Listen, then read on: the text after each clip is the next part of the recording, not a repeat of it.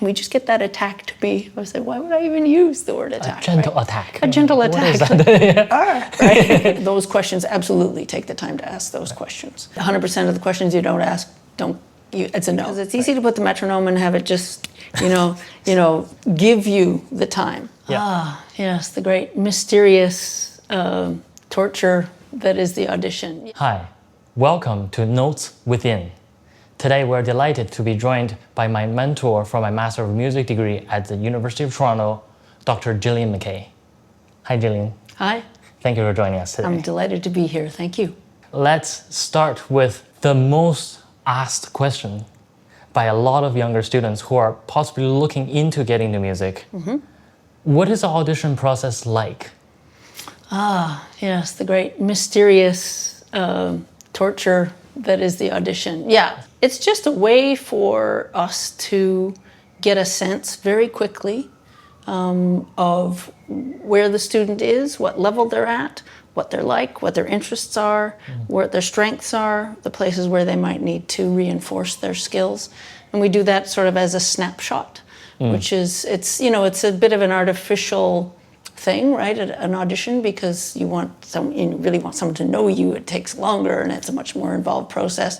But the way auditions run, we check in on certain skills and just make sure that a person has attended to each one of those. So specifically for an instrumental audition, first of all, we just want to hear you play. In instrumental music, we want to hear you play with a pianist because we want to hear about your ability to alter pitch and your ability to collaborate together with another musician.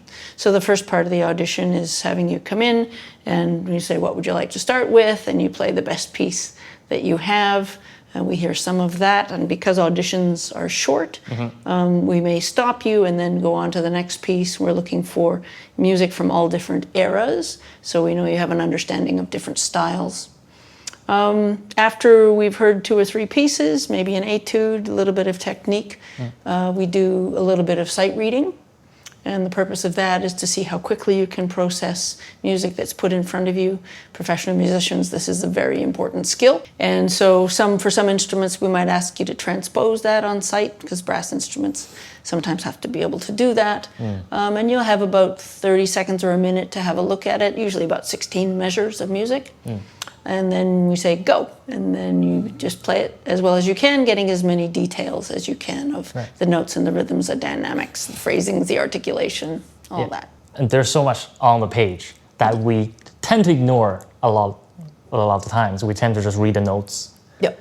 And if we're good, we sometimes read the rhythms correctly. Yeah. And then there's so much more indication as on the music that we often forget they're there, especially when we're sight reading. Right, exactly. Yeah, and it's a very specific skill, right? So it also tells us as a panel listening, what your priorities might be as a musician, right? If you play all the rhythms really well, but the notes are kind of messy, then that tells us one thing. But if you're able to get the pitches and the rhythms and the phrasing and some dynamic contrast, then that's, the more layers you can get from what's on the page, the more successful that would be. Right. And those are all specific skills and technique you can train for, right? All the aspects we've talked about, you've just mentioned. And I want to go back a little bit and mention, you said you want to be able to tell that students are able to alter pitch. Yes. And to be able to, so what kind of skill, what kind of technique is that? Are you specifically referring to there? Yeah, so here we're talking about, the fundamentals of sound production, right? Because if you're breathing and blowing well with a good embouchure, the tone should be such that it can be altered slightly, either here or here or here, so that if you hear that if your pitch is a little higher than the piano, that you can adjust down. So that sort of training, that's advanced instrumental training, and what we would expect is that people practice with a tuner, right? So that they have the chance to learn what it is to play in tune with yourself. Right. And then if they're playing in some kind of ensemble, we assume that they're working on playing in tune with the people on either side, so that they can transcribe that skill then to when you play with a piano. So you're listening and adjusting. The piano, of course, can't adjust. Yep. So they're just going to stay put. And so it's a good indication for us of whether you can tune, because you're the only one who will be moving in that situation. Yeah. So, and I know that you're talking about coming from a specific wind and brass background, as well as string players are also required to do this as well. You can immediately tell if their tuning is on and off. But I remember asking my undergraduate professor what he was looking for when he auditioned me for my undergraduate degree as a pianist.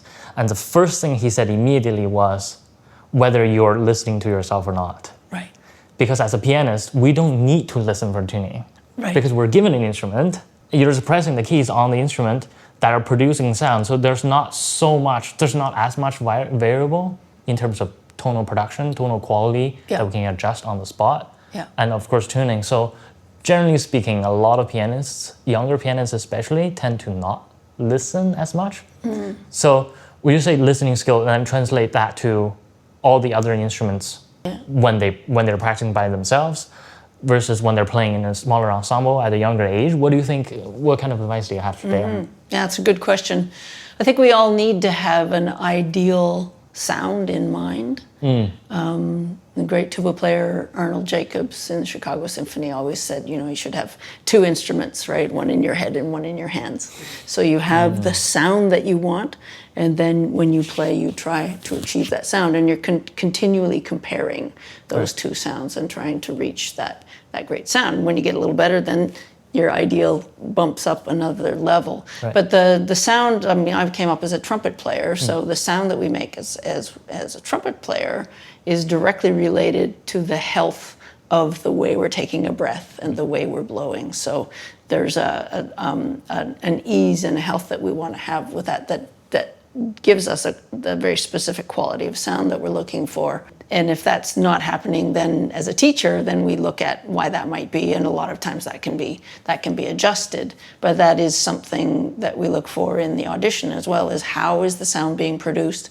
Are there good, healthy foundational habits in place? Is there anything that might need to be tweaked? And we just sort of make note of that and sort of say, well, that we might want to work on the embouchure or the hand position or something, but a lot of these things are just habits. Right. And so they can all be addressed, especially when you're just coming into an undergraduate program, just coming out of high school. You haven't had the longest time to get in terrible habits. So if you're willing to listen to your teacher and make those adjustments, they're fairly readily fixed. Right. Yeah. Okay, I have two questions. Okay. Coming from that conversation. Okay. Yeah. So first thing I think I want to investigate a little bit is the sound in your head. Yep. Like, I'm assuming you're referring to audiating. Yes. And being able to audiate a score. Would you like to elaborate a little bit on that? What that process might be like? Sure. I think specifically for someone coming into an undergraduate audition situation, just being able to audiate, and by that we mean to be able to imagine with vivid detail the sound that you want to make. That's a skill that starts to develop, right? Yeah. So if you were to walk up to a 17-year-old trumpet player and say, what does the trumpet sound like? You would want them to be able to imagine, their idea of the world's greatest trumpet sound somehow.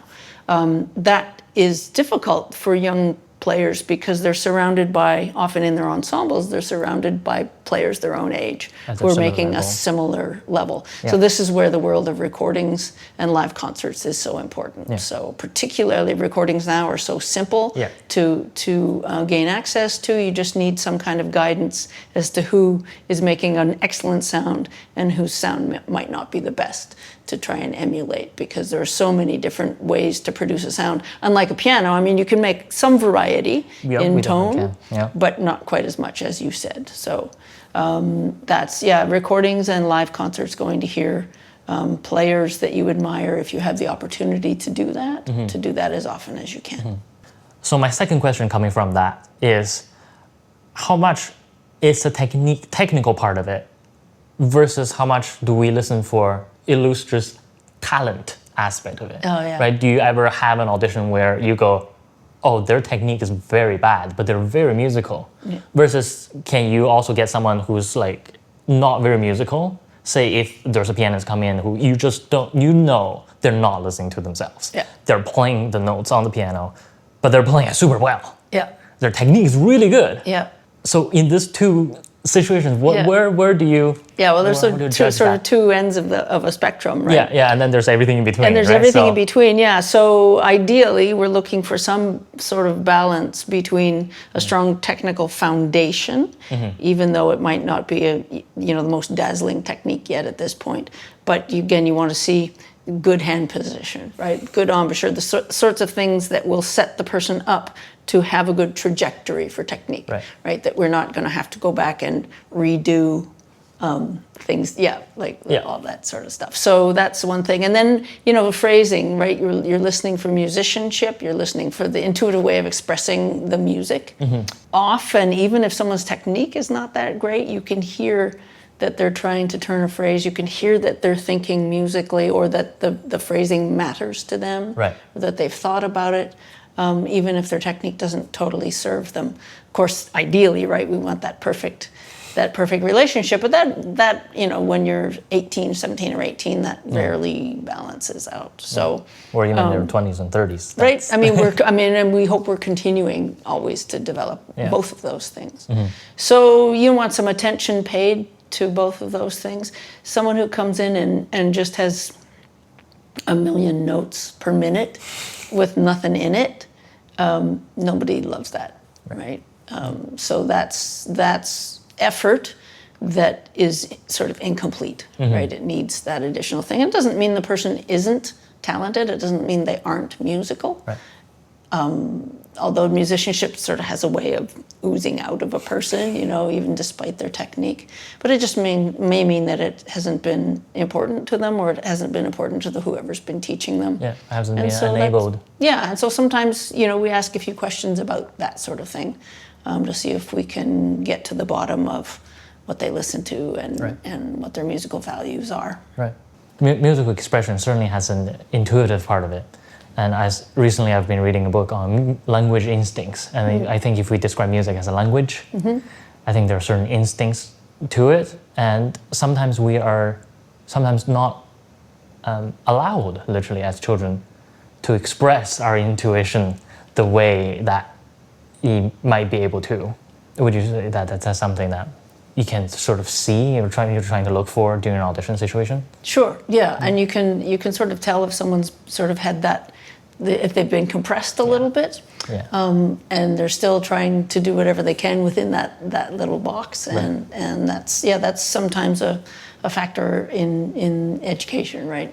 We sort of get pruned down, and when you're studying music in university, it's a matter of sort of sculpting that tree and trying to encourage some things to grow that maybe haven't been encouraged before. Right. Yeah, especially if you've done a lot of ensemble playing, right? And young kids usually when they start to play an instrument, I'll just keep coming back to trumpet now. And they move around and they're being super expressive, and their teacher will say, no, we've got to stand still, or sit still, and you've got to hold it just like this, and everybody has to hold it at the same height, and it just, the uniformity, which especially in the band world, which is where I come from, that uniformity in many things has historically been seen as an advantage. But what that does then sometimes is stifles the individual expressive skills, not potential, but it just sort of stifles the skills a little bit. And so we want people to be able to do both. We want them to be able to fit into an ensemble and play their role in the ensemble, but also play soloistically and expressively within that container and the larger soloistic container. Right, it's still their role. Absolutely. And if you think of great orchestral players, right, in the winds and brass area, they're very much super expressive musical soloists, but in the orchestral box. Right. So we just redefine the box depending on what the role is. Right. And on the topic of auditions and ensemble playing, I also want to ask you, as the director of wind ensemble here and area head of large ensemble, I believe that's your title, for the past 20 years now, something like that. Something like that. Something like that. You've sat in on a lot of blind auditions. Yes. So, for instance, 1 year we can have, this year, how many flutes or trumpets we have. We have a number of them, and we have a number of ensembles in the school. So the blind audition process is a way of putting them into different ensembles. So in that sense, does some of the goals change a bit as a panelist from you sitting on a panelist? What are you listening for in this sense? Yeah, right. It's a good question because it's a different kind of assessment. Yeah, right? Slightly. Yeah, because the students in that situation, they're already enrolled in the school. Yes. And so it's a sorting process and not an admissions or decline process. So it's a matter of ranking them. And so without the visual, it's very freeing because you don't have to look at anybody's embouchure or technique or posture or shirt or anything, right? You're free to just listen, which is fantastic. And a lot of times then it comes down to rhythm, rhythm being super accurate, and then certainly the technique and the quality of sound and the musicianship. So and then the ideal in my head then for a trumpet, for example, it will be how close is this person coming to what I believe a great ensemble trumpet player should sound like. Right. As a pedagogue, certainly I'm there's a teacher chattering in the back of my head as well, but I'm trying to make objective observations so that then I can meaningfully, put these observations beside one another and say, okay, I think 3 was ahead of 2 and 5 was ahead of 1, and so we can make those rankings in as accurate and meaningful a way as possible. Right. Yeah. And correct me if I'm wrong, but this ranking process is also serves the purpose of seeing, let's say, how mature a musician is, so that they can be put into the correct ensemble, so that this ensemble can better help them improve on what they still need to improve. Can I put it that way? Is that absolutely right? Yeah. So we have different ensembles that are dealing with a different level of repertoire. Right. So our goal is to match as well as we possibly can the player with the level of repertoire so that they're going to thrive. So there's an appropriate challenge, right, so that they're not swimming and they're not bored. And I think most of the time we do it fairly well, but that's always a challenge, right? To get everybody in the right place, and it's a good indicator because we do it right at the beginning of the school year. It's a good indicator. It sort of shakes everybody out to say, okay, this is where you are now and this is where you are on those 5 minutes of the audition because it's a very brief event. And then that also tells them, okay, like a first year student would come in and come at whatever level, say, okay, there are this many people above me and this many people below me. All right, I get where I fit in this, and now I'm going to try to work my way through the system. Right. Yeah. Also, to demystify this, let me ask you now, on behalf of the rest of the student bodies. Normally there is a proctor. Do we call them a proctor? Proctor, yeah. A proctor sitting in the room, so that if the candidate would like to say something, they can speak through the proctor. Right. The point is being that the panel won't hear the student's voice. That's right. If a candidate gets really nervous, can they ask the proctor to ask the panel whether they can give it another go? Yeah, I mean that's what that proctor's there for, right? Okay. To serve as a communication. I mean, I think to be just really specific, the screen is there, right? That the tradition of the screen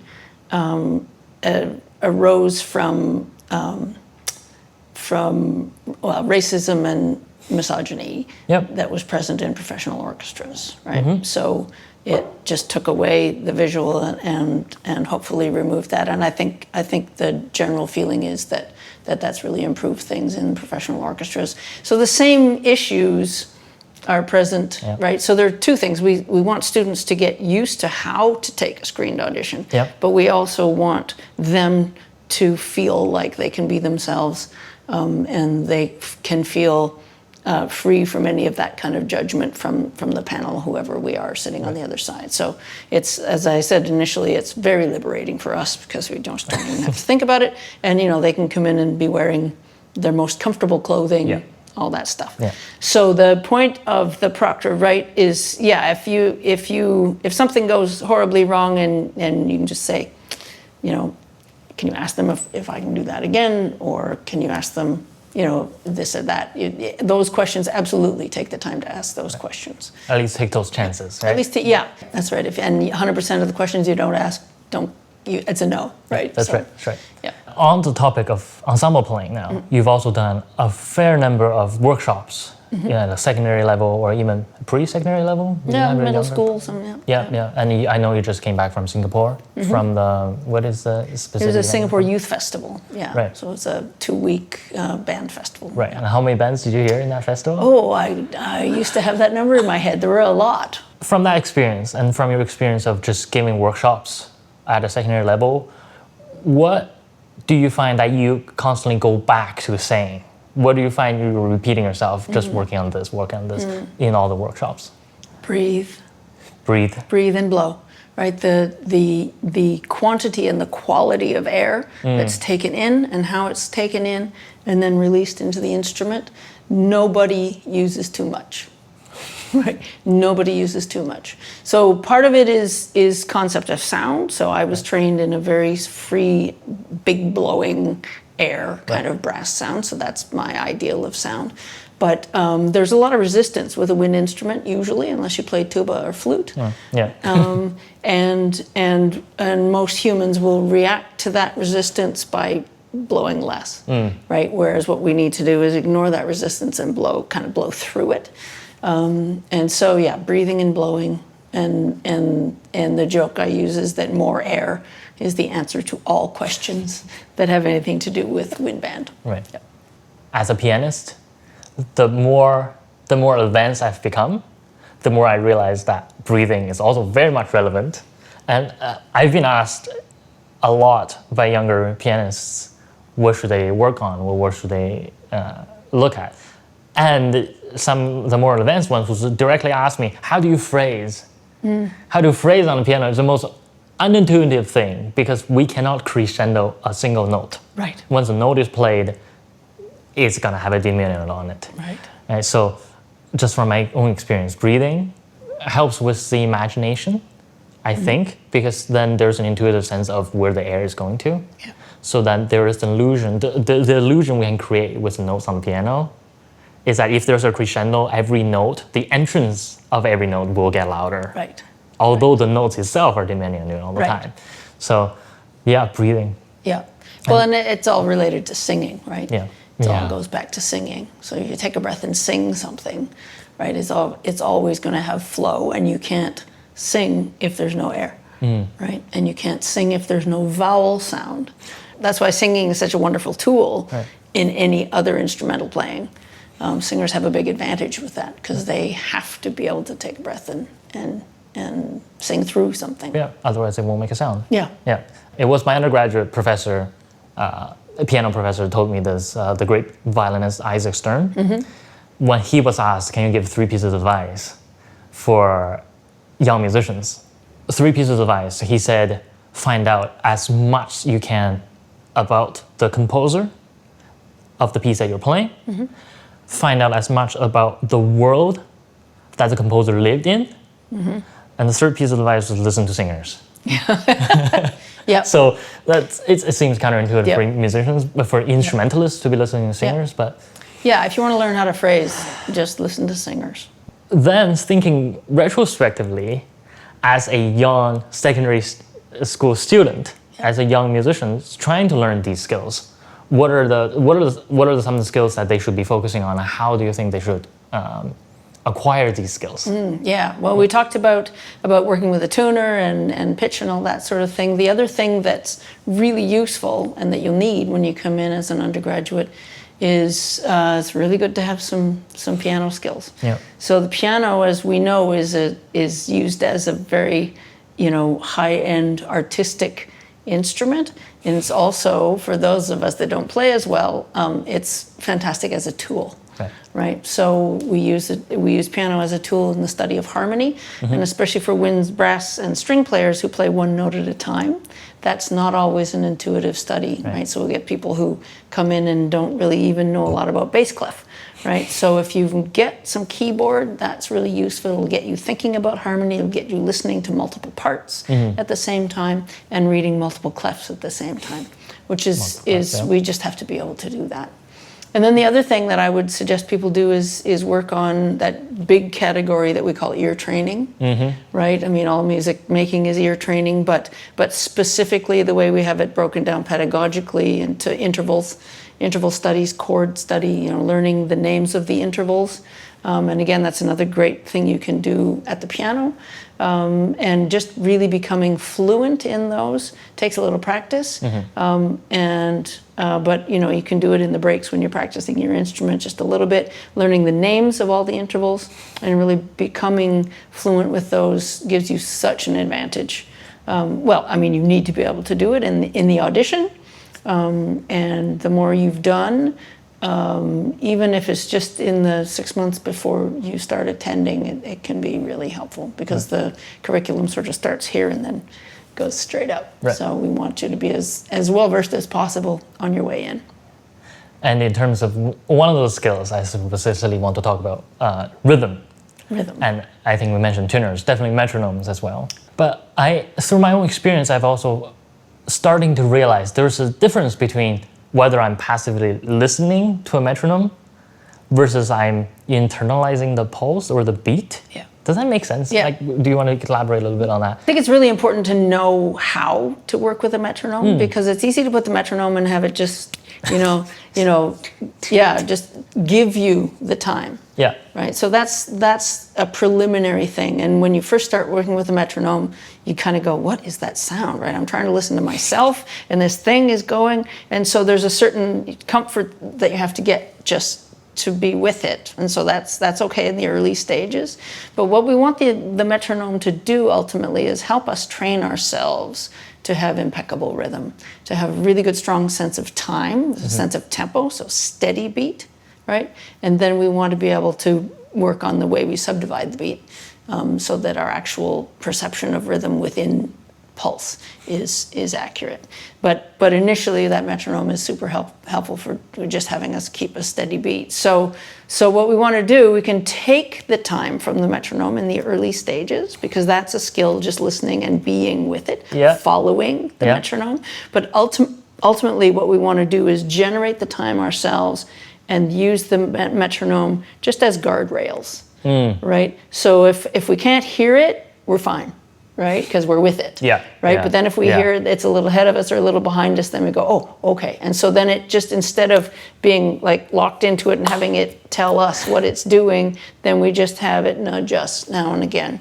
So that's more sophisticated use of the metronome, and that just comes with time. Right. But you've got to just get used to it. And I tell you, metronome and a tuner, if you use those every day, you're golden. The Ministry of Truth. The Ministry of Truth. The Ministry of Truth. That's right. It took me so long to realize myself about when I'm using a metronome. If I can hear the metronome, that means that my note was not with the metronome exactly, right? And from Whiplash, the movie Whiplash. Yeah.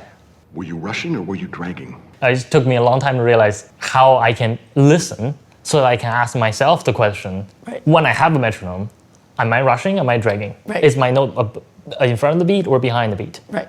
When I was working on the Stravinsky Octet, that you said, and I wrote it down as a quote, we must be enslaved by the rhythm so that the music can dance. Yeah. So I just thought that was put brilliantly. Yeah, because then you're just so solid rhythmically, right? Especially something like Stravinsky, which is rhythmically so complex, right? Then we've got both feet on the ground, right? And that just feels great then, especially it feels great as an individual, feels great as an ensemble, and as a conductor, which is what you were doing at that moment, it feels great too because you know that you're trustworthy. And in terms of the skills required in playing an ensemble, I want to go back to that a little bit. Rhythm. I think I'm going to make a bold statement. Okay. Now we can argue about it if you want to argue about it, but I think great rhythm is more important than being able to play the notes pitch-wise. Sometimes. Sometimes. Right? It's on the spectrum, right? Yeah. But I think all these skills are the perfect cocktail is the perfect balance. But great rhythm is extremely important in advanced ensemble playing, right? And that's certainly why behind that screen if that rhythm isn't absolutely dead on, then it's like, okay, yeah, that's a real problem, Right. And vis-a-vis ensemble playing. And I'm just speaking from my limited experience of working with community ensembles, so amateur ensembles. I find that if I can somehow help them to lock in the rhythm first, then they actually won't have to worry so much about survival. Because a lot of times if the rhythm is unclear and the tempo is not unclear, they're worrying about survival. They're worried about literally staying together. And then once they can lock in that first, then all of a sudden they can hear. They're like, oh, that major chord did not sound like a major chord. And then they can actually tune to something. Instead of saying, oh my gosh, I need to catch up. Oh, I'm pushing, I'm rushing, I'm dragging. So I sort of through my own experience, even as a pianist playing in an ensemble, which is not a skill that's asked for a lot of young pianists when we're first thrown into an ensemble. I think one of the skills I developed really quickly is being able to lock in tempo-wise. I can throw away notes, I can throw away chords, but if I can lock in rhythmically, and then I can put the notes back in. And ideally, for a lot of pianists, we generally get thrown in last minute. In terms of ensemble playing, they put together a concert and they rehearse to the end, and they go, oh, we need a pianist. Let's find someone. So a lot of times we're sight reading.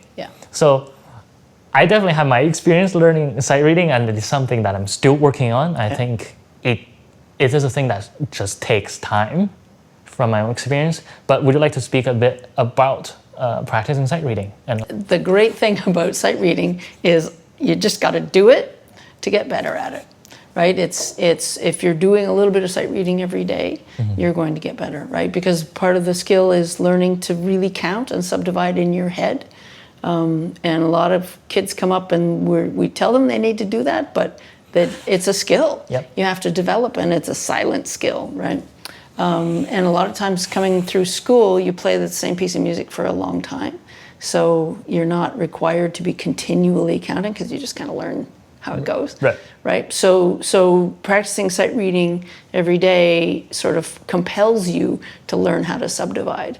And when you are able to open that skill up, then you realize that reading music is just like reading language.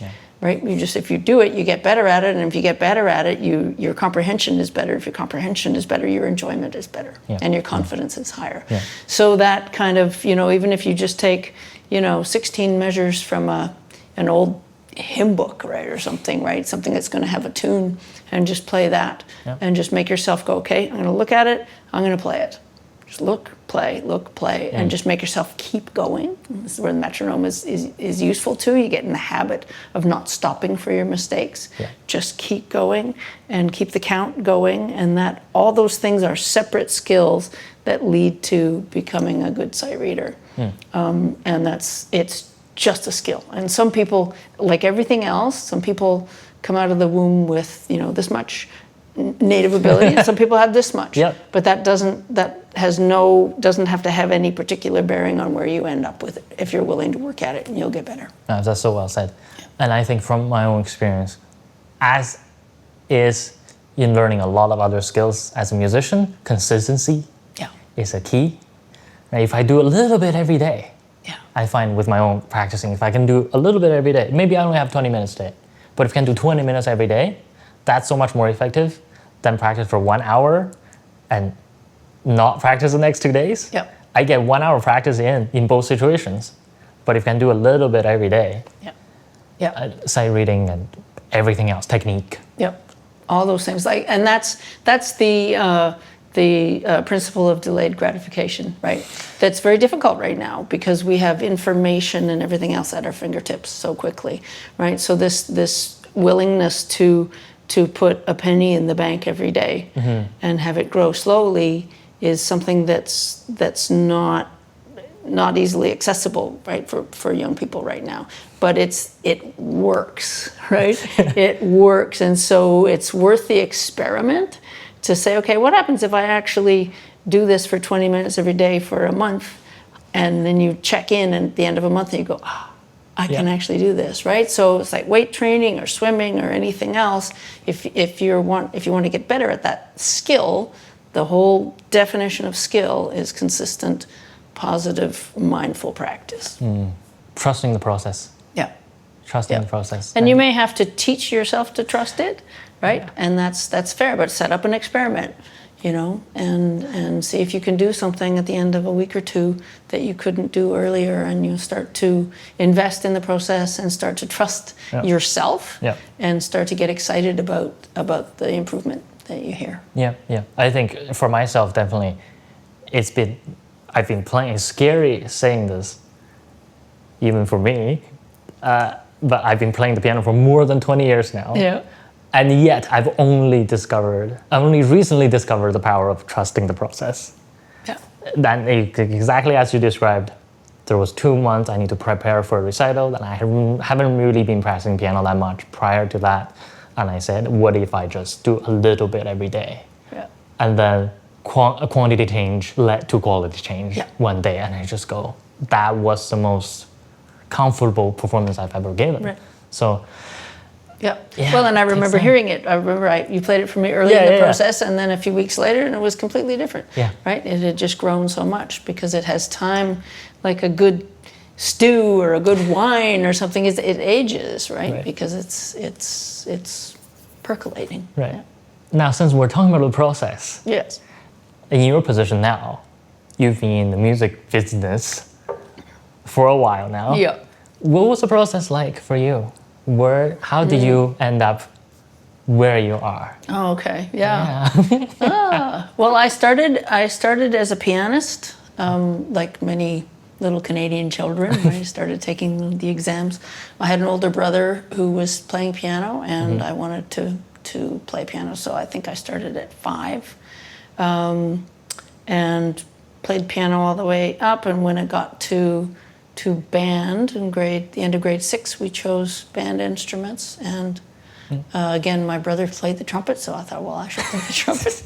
And we had one in the house, so I did that, and I had a good friend that also played the trumpet, so we sort of went through together. And then there was a moment so I was in band starting in grade 7, and then there was a moment in grade about 11 that I wanted to really get better at the trumpet, because some of my friends were getting lessons, and I could see how much better they were getting. So I was, a little competitive. Yeah. And well, trumpet. And so we have to be that way in That's musician. right, It is a competitive field. yeah. I wanted to get better too, and so I made the choice to stop the piano lessons and then continue with trumpet lessons. So I was lucky to have my teacher was the professor at the university who was just starting to build a wind ensemble program. The university was very young in Lethbridge, where I was living. And so he invited a bunch of us, 2 or 3 of us, to play in the university wind ensemble when we were still in high school, which was a huge... So we did that. One of our mothers drove us over to the university every week, a couple times, and we played in that. So again, the opportunity to be around little older players and people who were already music majors was really useful. So I did an undergraduate degree in trumpet, and then did a master's degree in trumpet. And late in my undergraduate degree, I became interested in conducting. Okay. I had a female wind ensemble conductor in my undergrad. She was the only one in the country. That was the early 80s. And, it was unheard of. Right, for a woman to be doing that at the collegiate level, but she was my role model. So, and she used to, really helped me. And then, did a graduate degree in McGill in trumpet and studied a lot of conducting on the side. And then I did a doctorate at Northwestern. Right. Yeah, so all the degrees were in trumpet, but I was getting as much conducting as I could on the side as I went along. Right.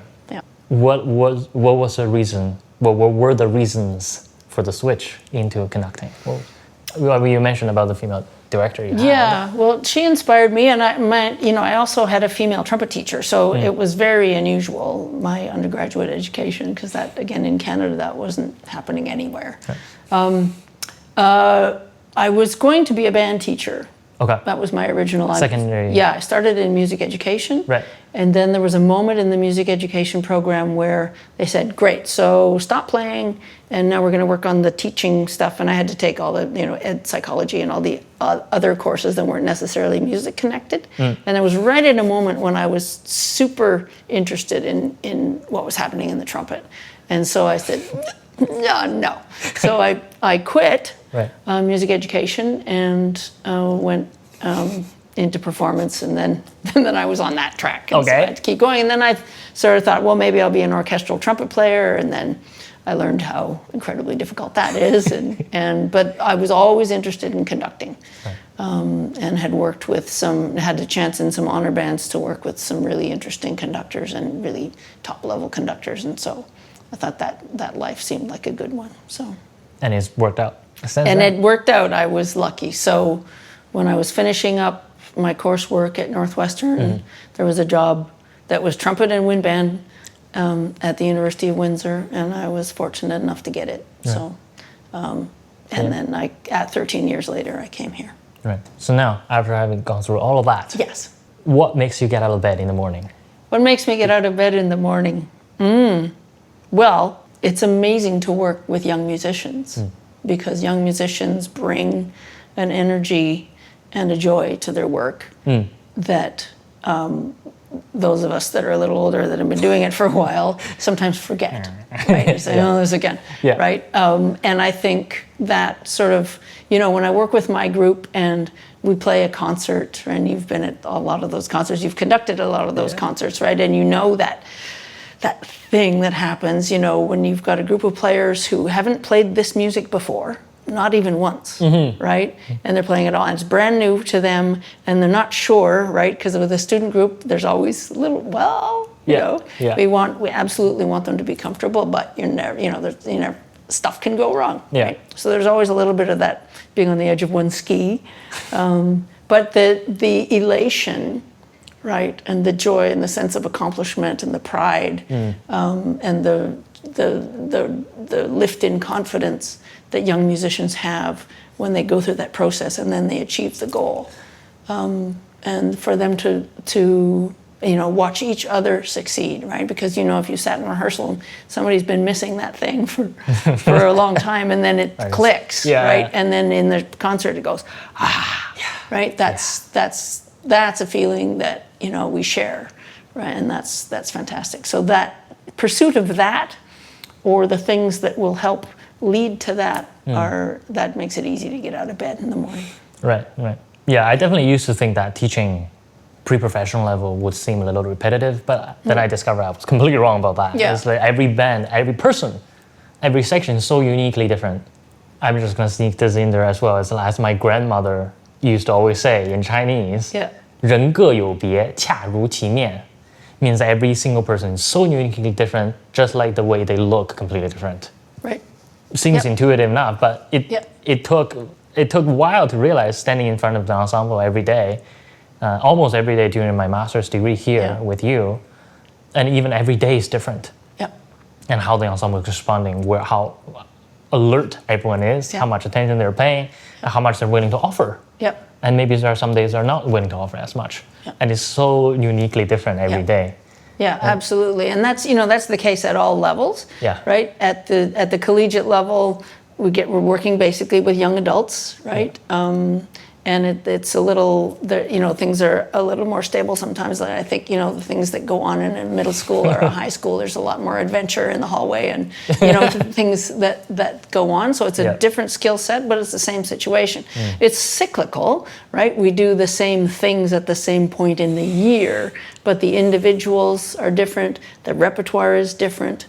And there's enough difference that every day is a little bit different. So part of the job is making it as consistent as possible so that the players know when they come into that space, this is going to be safe for them, and this is how I'm going to be all the time. Right. I'm going to be consistent in my responses and my behavior so they can trust that. So whatever I can do to set up a space where they can go, okay, it's safe to, if I screw this up, it's not going to be the end of the world, so I'm going to take the chance, right? And that's what we want, that kind of chance-taking, risk-taking, in that environment. And on the topic of risk taking, Yep. I know that's something you've been working on a lot recently in terms of your own research and study. Yeah. And so I want to bring our attention over there a little bit. Sure. But right before that question, I want to ask you about this. I've certainly grew up, I started my piano training in China. And I think not only in China, but in a lot of, in our early music education, there seems to be this sort of concept of teachers being mistake eradicators. And there's a famous saying of teachers are sculptors and chisels are going to hurt. That's one concept that we've been told. Yeah. And since I've been studying with you, I've been introduced to the concept of the pedagogue being a gardener. And I thought that was very illuminating. So would you like to share that piece of information? Yeah, well, sure. That's an idea that comes from Michael Chekhov, who's one of the people who I've studied in the course of my career. And he says, we are a garden. It's not enough to weed only once, right? But we're encouraging, right? We're encouraging and shaping and facilitating and growing an organism or a set of organisms together. And it's a different philosophy than the sort of I'll knock you down until you get up the right way kind of philosophy, which is I would call it old-fashioned. And certainly I think pedagogy across the board, music or otherwise, there wasn't that many decades ago. I mean, I have friends who got the strap in school, right? It wasn't that long ago that it was that way everywhere. So I think this is a newer way to think about it. It's also a newer way to think about the conductor and their role, because traditionally the conductor has been, famously autocratic and inhospitable and demanding. With a stick. And with a stick and yelling and too much control, too much power over the individuals. And that's changing, not fast enough for some people, but that's changing. And there are some of us for whom that's become very much, get this gardening approach and this open approach and the creating a space and all the language that has to do with trying to be open and collaborative and supportive and trying to nurture young musicians into greatness. As the saying goes, we love them. Try to love them into greatness, right? And you talk about this, creating this language. And I know recently we've been talking a lot about nonviolent communication. So tell us a little bit about it and how did that come into play? How did you discover that and what has that changed the way you approach teaching and conducting? Yeah, thank you. That's sort of my current research thing that I'm looking at. And so nonviolent communication is a way of a method and a philosophy of communicating with people to facilitate maximum understanding and comprehension, and with the recognition that people are most often expressing their needs. It may not be in a way that's actually useful, but that's what they're doing. So it's used in mediation, it's used in conflict resolution, and then also the idea of just nonviolence as a political movement and as an activist movement as it's applied to various conflicts throughout the world. So because in my field, in the wind band, because of its historical background, a great portion of our history comes from the military. Right. So, and that is sort of the very definition of something that's violent by nature. And obedience. And obedience and all the things. So all the things that have to, with standing in a straight line and wearing a uniform and holding your instrument just so, and everybody playing all the time, all those things that are sort of, even the word regimented is a military word, right? That's sort of regimented about traditional wind bands. That all comes from the military. I'm on my way to answering your question. That's our background, and that has infused our repertoire and our language with military overtones that we've actually don't even notice anymore. Right. And then once you start to notice them, you go, I wonder if we can do something about that. So we use the word attack. Yep. Right? We use the word cutoff. Yep. Right? Singers use the word onset and release. perfectly descriptive, just fine. Attack is a very specific thing, but I know I have in rehearsal something gentle and easy said, can we just get that attack to be? I said, why would I even use the word attack? A gentle attack. A gentle attack. What is that? Right? So it's language that we don't think about, and I think it's a really interesting challenge to have a look at all the language we're using in rehearsal, just to see if there are ways that we could express it that are a little less connected to that. So if you think of expressions like, I'm going to target something, Oh, yeah. right? Or pull the trigger, or kill me now. You know, these things that we just say, and people would say, well, that doesn't mean anything. It doesn't mean anything, but it did. It really does. And language choice is language choice.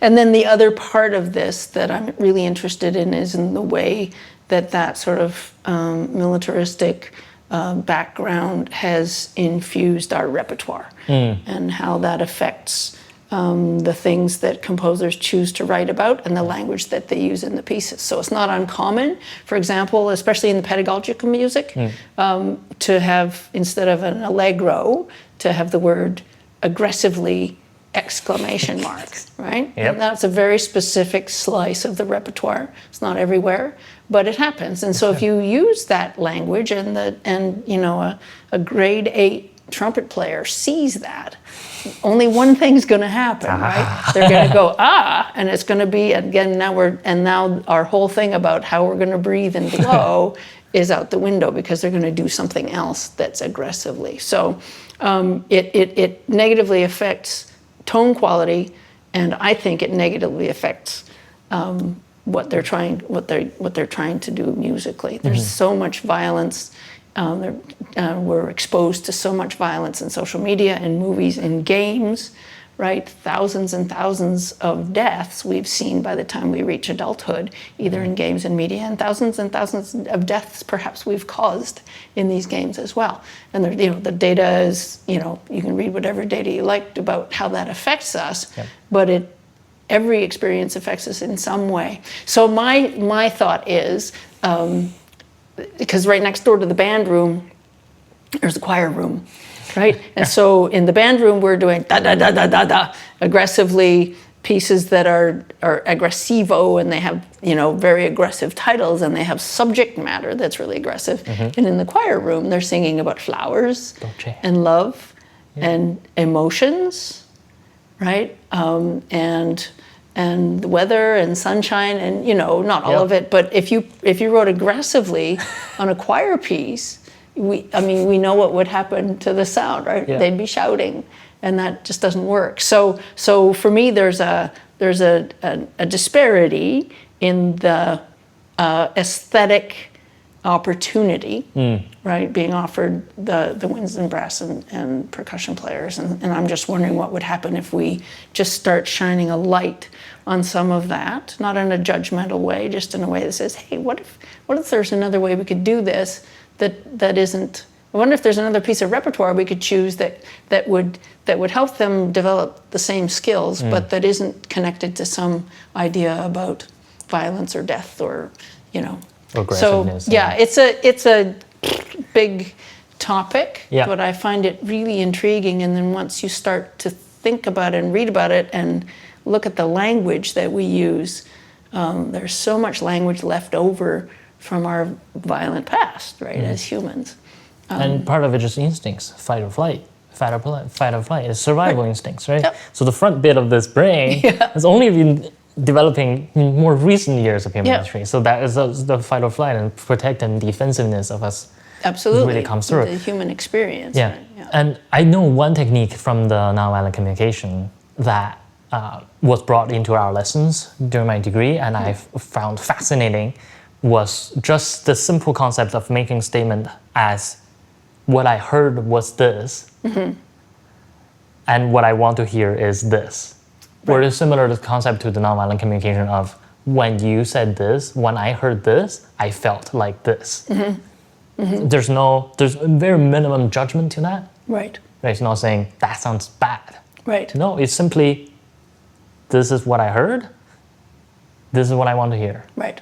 That's a Yeah. statement. That's Right. that's a clear. That's almost a fact. Yeah. Pretty much a fact. As right? objective as you As can we can be, yeah, as in we music. can be, right. Yeah. Yeah, and that has to do too with that those evaluation skills that we talked about at the very beginning when we're listening in an audition, right? We want to listen as cleanly as we can so that we're putting down objective facts or observations about what we hear rather than judgments, right? But absolutely, if you're in a rehearsal, for example, and this is the old way of doing it would be that's wrong, that was bad, that sort of judge.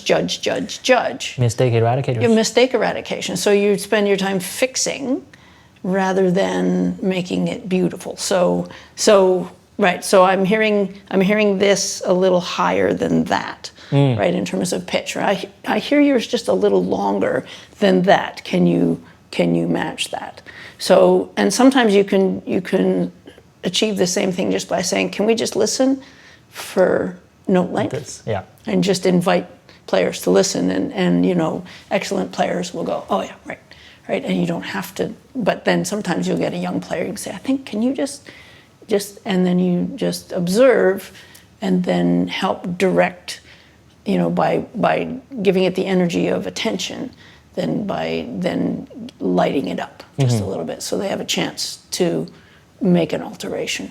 And that also doing that slows me down so that I don't just go play longer, right? Yeah, Because what I want to do is offer the player the opportunity to develop to the skill. Right. Because if they're not a better ensemble player when they leave my group, I haven't done my job. Right. It feels like the classic community ensemble director keeps saying, that's out of tune, that's out of tune. Right. It came to a point where I felt like I was playing whack-a-mole. Yeah.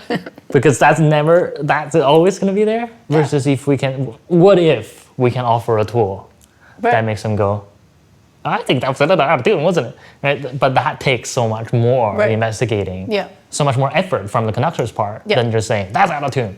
So, well, that's the myth anyway, is that it's faster to do this. But if you're actually building the skills and you have a cycle of multiple concerts per season, then the players are going, and then they come back next year, they're going to be even better, right? So this is why concerts are really interesting, especially with pedagogy, because they impose this sort of artificial deadline by which we have to have a snapshot of this music look just so. Right. And so people panic, right? We're not ready for the concert. But pedagogically, they're going to be further ahead later on, more and based on their own skill level. And so that's more successful, right? I think. It's the immediate gratification versus what am I actually aiming for here, right? It feels like that's out of tune. They will fix that, or that's a wrong note. Yeah. And they will still make that wrong note next time. Yeah. It's empowering. It's empowering the players, right? Is what you want to do. You want to sort of offload all the things that we sort of think are our responsibility, right? Write notes, write note lengths, in tune, right? All the things that are the ensemble skills that we can't do. We're absolutely silent. Right, so it's got to be them, and so the instruction, whatever instruction, the observations, the feedback that comes from the front of the room has got to help them get better, not only in this one instance, but then to be aware that that's going to happen all the time, and part of their responsibility is to listen for those things. Right. So in terms of nonviolent communication, then this is a book. There's a specific concept about this, right? Would you like to recommend a book? Yeah. Are there specific books you would recommend on this topic? Yeah, the Marshall Rosenberg book. It was written a few decades ago, but his school of nonviolent communication continues, and you can take courses in it. There's a book and there's a workbook. There are some videos online you can find, older ones. And he used puppets. He used a giraffe and a jackal, right? And you think, oh, puppets, right?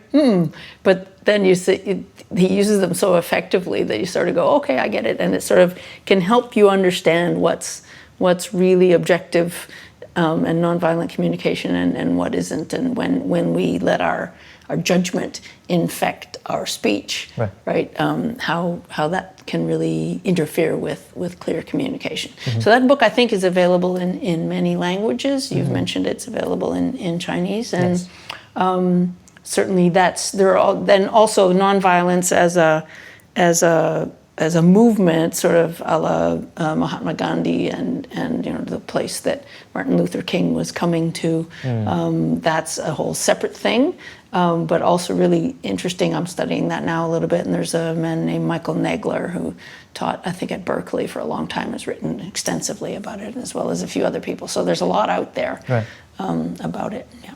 And for my Chinese audience watching this, 樊登读书已经读过了这本非暴力沟通的这本书，讲得非常非常好，我强烈建议大家去看一下、听一下这本书，很有意思。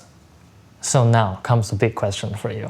Why is music important? Why is studying music important? And I'll make this a leading question first, because there's another thing that there's a specific thing I want to get to, which is what you said on our dear friend Dr. Gillian MacKay's Ben Room podcast.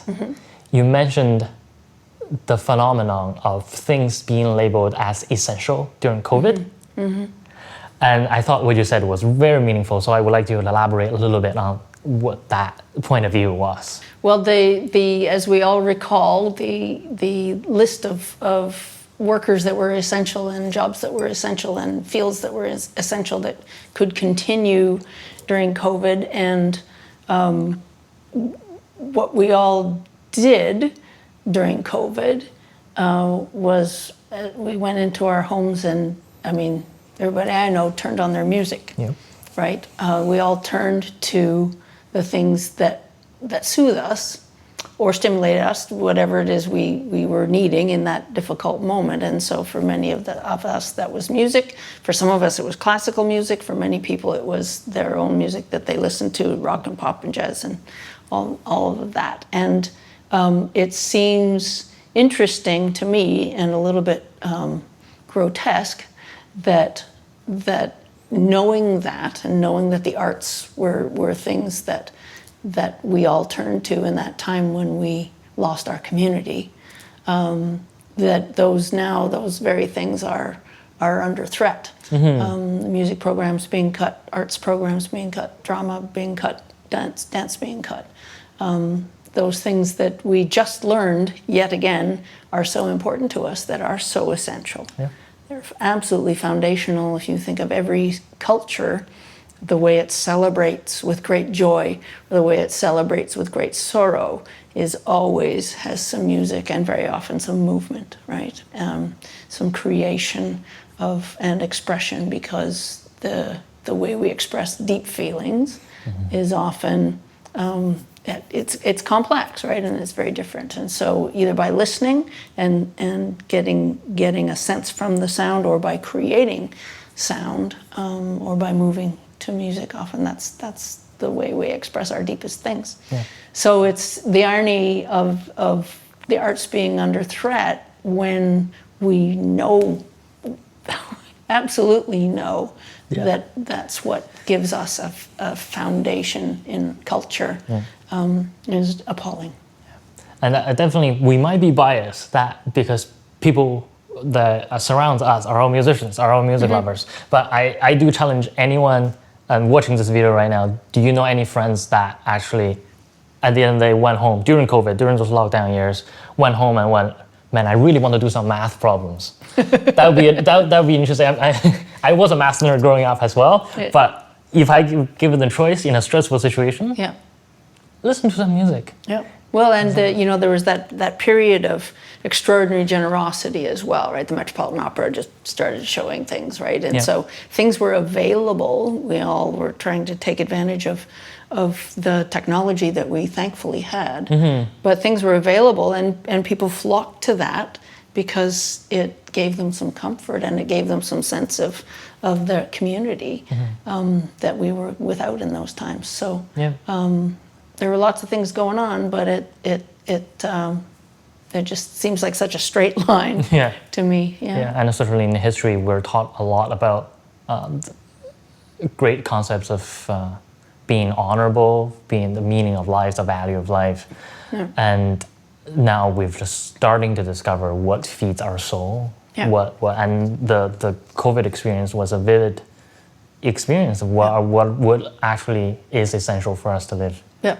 Yeah, not just physically maintaining this body, but Yeah. there is so much more to that. It's part of it, but how do we feed that? How Right. do we feed that Yeah. hungry soul that we have? That Yeah, and I really think we're in this moment where that truth is going to have to rise up this way, right? Because the people who are in charge of all the beans up top, counting the beans, are not. That doesn't seem to be an argument that's following. So we're just going to need to do that at the school level, you know, with parents encouraging, you know, schools to have the arts available for their kids. Because absolutely we can't all have that, you know, in a perfect world, everybody would have one-on-one music instruction in every subject, right? But that's not realistic. So, but if we could have, you know, a class where everybody can learn to love to sing. yeah. Before they get to that moment where they don't want to sing for a few years, right? We want to get that love and joy and what we understand what it is to express music together. And be able to do that collectively as well. That's also a Absolutely. very important part of music. Yep. Uh, Yeah, I remember the first time I sang in a group after the pandemic. I happened to be at the choir. There's a choir conference in town. Podium was in town, and we were in this big church, and everybody's like, oh, we're in this big church. And it was very soon after the pandemic, and there was this moment where they invited everybody in the church to sing along with something. And I thought, I'm not sure I want to do this. And it started, and I started to sing, and I went, it was like sinking into a hot bath, right? It's like, oh, it's been so long since we've done this. And I sort of looked around, and everybody was tears in their eyes. Of course, now these are musicians or music lovers, right? But if you go to any, I mean, Oasis was just in town. You think those guys weren't singing along with joy, you know? Yeah. The concept of seems like so long ago where people would sit around a bonfire and sing with guitars, and there's a couple of people pull up a couple of guitars. We certainly had this experience with my wife's family after a Christmas gathering, after a family gathering, just a couple of them pulled out a guitar and we just sang together, and it was eye-opening. Yeah. It was an eye-opening experience. Yet this is probably what people did back in the days. Sure. And it's not competitive. There's nobody has to win that singing competition. No, I mean, it And didn't take us long to everyone's turn some of those things into competitions, but yeah, just that family music making or community music making, that sitting around in a circle making music is part of being human.